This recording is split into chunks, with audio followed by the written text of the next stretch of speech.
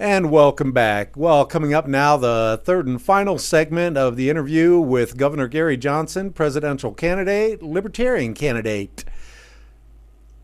I got to say this. I'm going to put this out there for the other two candidates. President Obama, Governor Romney, KPVM welcomes your appearance here on Talk TV. You may not like the questions I asked, but we'd like to have you. Anyway, let's get on with the final segment of the interview with Governor Gary Johnson.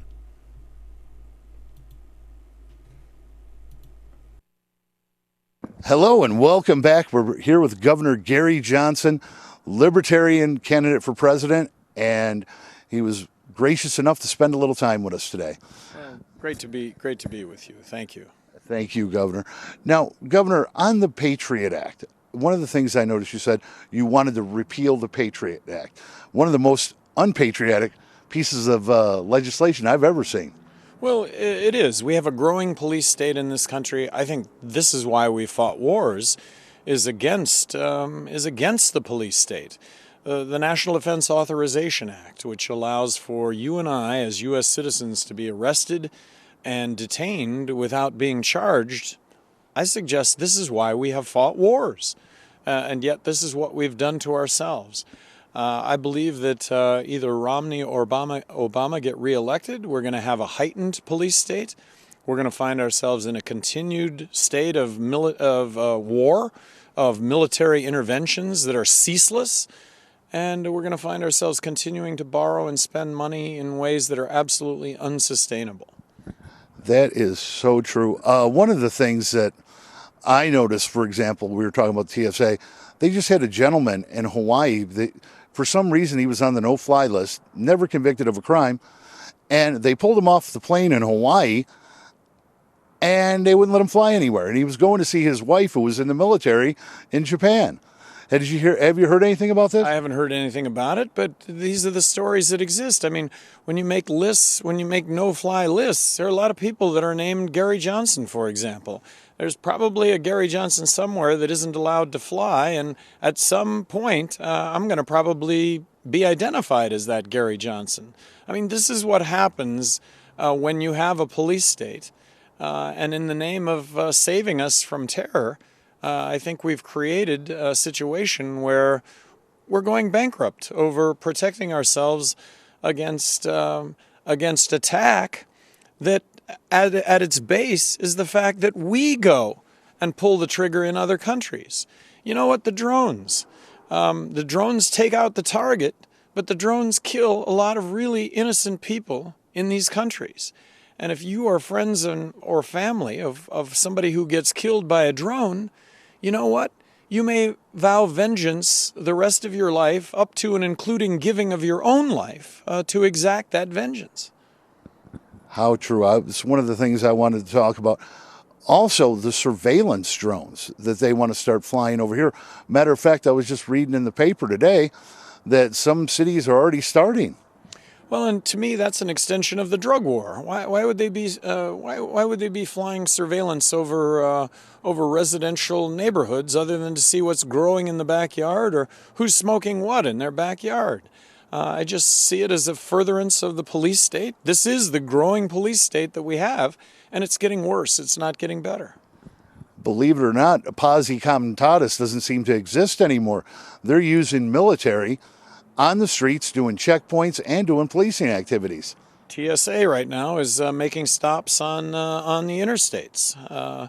I never saw that coming, but it's here and it's now. President Obama, in his State of the State address, talked about a bullet train across the United States, and he jokingly said, "Oh, and you won't have to stand in line for TSA." Baloney. Baloney. There will be TSA boarding the bullet train. And I hope that we don't build a bullet train. It would be an incredible amount of money that we can't afford, and just continuing this spiral into what is going to end up to be a monetary collapse. Do you think that the government is preparing for a monetary collapse, being that they're building these FEMA camps? And matter of fact, we just read a document the other day where re-education camps, and it's actually on the Army's website. Well, or why the reluctance to audit the Federal Reserve? Why doesn't the Federal Reserve offer up its own audit? Well, because I think we would perhaps be in a monetary collapse given the fact that we may be buying up all of our debt right now. Who's to say? Who's to say? QE3, it's an expansion of the Federal Reserve's balance sheet. What are they buying? What are they buying? And whatever they are buying, whether that's stocks, whether it's mortgage-backed securities, whether that's treasuries, I guarantee you the prices are going up on those underlying securities. They're not going down, and that gets revealed. You know, everybody bails. Martial law. Now, Governor, there's a lot of issues that, for example, gay marriage, that you support gay marriage, and can you please tell me why? Well, I believe that it is a constitutionally guaranteed right, that it's under the 14th Amendment, Equal Protection Clause, that it is a federal issue because it is a constitutionally guaranteed right. As President of the United States, you take an oath to strictly govern with adherence to the U.S. Constitution. This is one of those constitutional issues. This is not a states issue on par with civil rights of the 60s. Civil rights of the 60s wasn't going to be a states issue because if it was a states issue, we'd probably still have segregated bathrooms in parts of this country. It's a constitutionally guaranteed right, guaranteed constitution on, like I say, marriage equality right in that ballpark. And it's probably something the government should really not be involved in. It's not part of their job to tell us what is, who can be with who. Well, and that's back to the Constitution. I think the Constitution pretty well laid that out, that, look, this is a country about equality for all. Wonderful. Well, Governor, it looks like we're running out of time, my friend. I thank you for everything. Oh, thank you. And best of luck on the campaign trail. You have my vote, and you'll have it in 2016 if you don't win this time. Well, thank you, and I want to make a pitch to everybody to waste their vote on me, and if everybody will do that, I'll be the next President of the United States, and I'm going to make a pledge that nobody will regret that. And I know they won't. Thank you so much, Governor. Thank you. Thank you. In a time of great technological advances, the world is suffering from a terrible malady.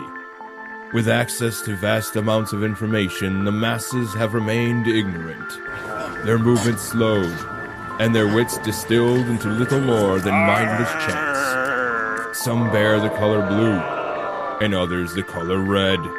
These two fronts meet time and again with devastating results.